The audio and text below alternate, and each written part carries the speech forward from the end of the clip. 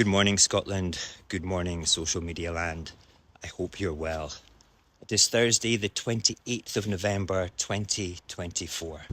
This week we've been discussing Reform UK's rise in Scotland.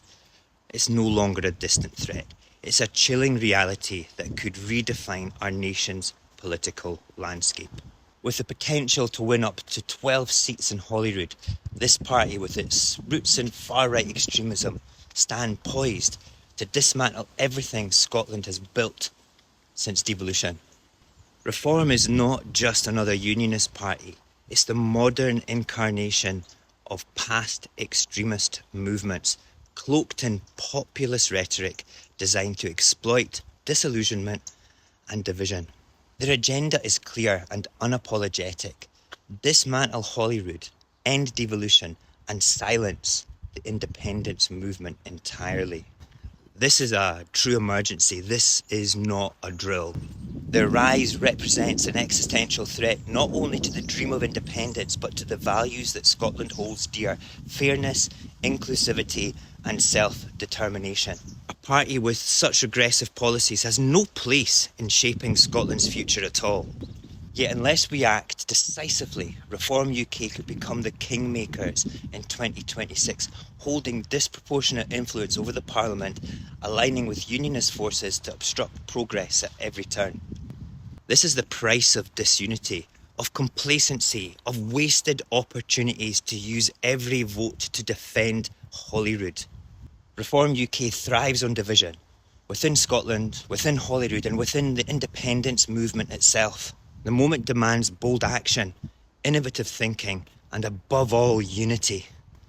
The threat is not confined to Reform alone. Scottish Labour, far from being a visible alternative to the SNP, continues to act as a branch office of Westminster Labour, beholden to the priorities of Labour Party HQ. Since the 2024 general election, Labour has demonstrated its lack of alignment with Scottish values. They support means testing for winter fuel payments, leaving tens of thousands of Scottish pensioners worse off. They aligned with the UK Health Secretary's rhetoric on NHS privatisation and position entirely at odds with Scotland's commitment to publicly funded healthcare. Anas Sarwar's contradictory promises to reinstate the winter fuel payment if he becomes First Minister only underscores Scottish Labour's disconnection from the realities facing Scots. How can he reinstate the winter fuel payment when all of his Scottish MPs down in Westminster voted to scrap it? These failures reveal that Scottish Labour is incapable of putting Scotland first, and their presence only strengthens Westminster's hold over Holyrood. The rise of Reform UK and the failures of Scottish Labour share a common root: division and inefficiency within the independence movement itself. The fragmentation of pro-independence votes on the regional list has allowed unionist parties, and now Reform, to gain ground, exploiting the electoral system's proportional component. While the SNP has dominated constituency seats, their success there has often rendered their list votes ineffective, wasting tens of thousands, nay millions, of pro-independence votes that could have been put to better use. Without a coordinated strategy, this inefficiency will continue to cost the independence movement vital representation, potentially handing Reform and unionist parties disproportionate influence in Holyrood. The stakes are too high to allow this to continue. Reform UK's policies are not just uncosted and unrealistic, they are fundamentally incompatible with Scotland's progressive values. Their plans to scrap net zero targets, impose stricter immigration controls and increase defence spending represents a vision for Scotland that is regressive and harmful. Their ultimate goal of dismantling Holyrood threatens the very foundation of devolution, leaving Scotland at the mercy of Westminster. To combat this, the independence movement must evolve, adapt and unite like never before. It is clear that the status quo is no longer sufficient. To meet this challenge, we must embrace a bold, transformative strategy that maximises every pro-independence vote and ensures that Reform is pushed to the margins. Everybody needs to be behind the SNP in the constituencies. We need to campaign hard for them. Meanwhile, other pro-independence parties, ALAPA, ISP, the Greens, must coordinate their efforts on the regional list. By dividing regions strategically and ensuring no overlap, these parties can capture a far greater share of the list seats, delivering a robust pro-independence opposition alongside an SNP-led government. And everybody that's campaigning for the SNP on the constituencies, you need to campaign for your brothers and sisters in the other parties on the list. You do. This approach ensures that every independence vote counts, eliminating wasted opportunity and amplifying the movement's voice within Holyrood.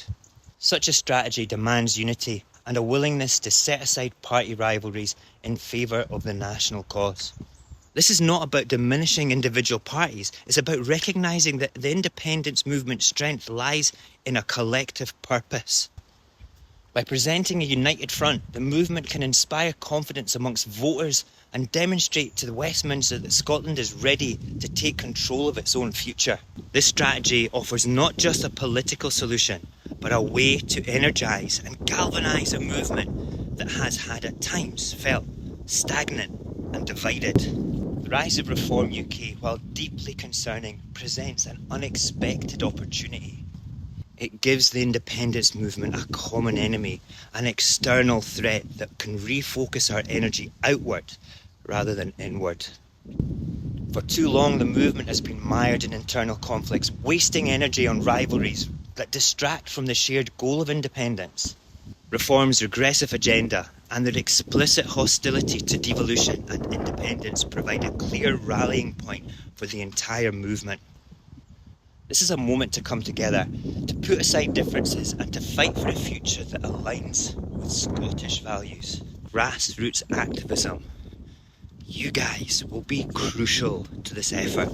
The independence movement has always thrived when it's driven by the passion and dedication of ordinary Scots. Activists must lead the charge, educating voters about this new strategy and its potential to transform Holyrood. Digital campaigners, community engagement and real-world outreach can ignite the passion that has defined the independence movement for decades. This is not just a political campaign, it's a national movement to protect Holyrood and secure Scotland's future. The independence movement must also show unity in its public messaging. Leaders from all pro-independence parties must present a cohesive front, focusing on shared goals rather than differences. This unity will inspire confidence among voters and demonstrate to the undecided that Scotland's independence movement is mature, acceptable and ready to lead. Not like Reform. Disagreements and debates should be confined to Holyrood itself, leaving the public face of the movement one of solidarity and shared purpose. Reform UK's rise is a wake-up call, a reminder that Scotland's progress cannot be taken for granted, but it's also an opportunity to reignite the independence movement, to adapt dynamically to new challenges and to show the world what Scotland is capable of achieving when it unites for a common cause. And together we can and will secure the future that Scotland deserves. Could this be something that we could rally behind? Focus our attention on a strategy that would prevent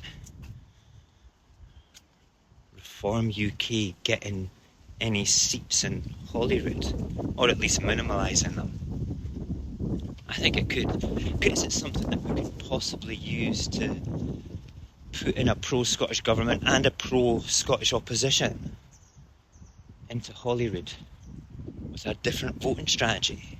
I think, if more people came to the conclusion that having both a pro-Indy government and a pro-Indy opposition, like a good chunk of the seats in the opposition benches, is a very good thing for the movement.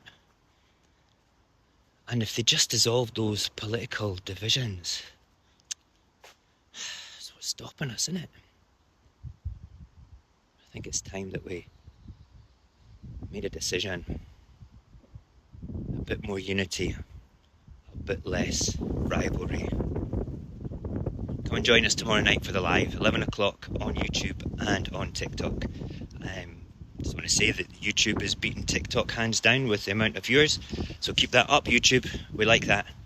And TikTok people, send it out to your friends. Like it, share it, all that nonsense. Hopefully, we'll speak to some of you tomorrow night. Take care. Have a good Thursday. Oh my God, yes. And the blog as well. The blog's out today. All right, go and read that. That is on saorsascott.com/blogs. I'm sure I've put a picture up.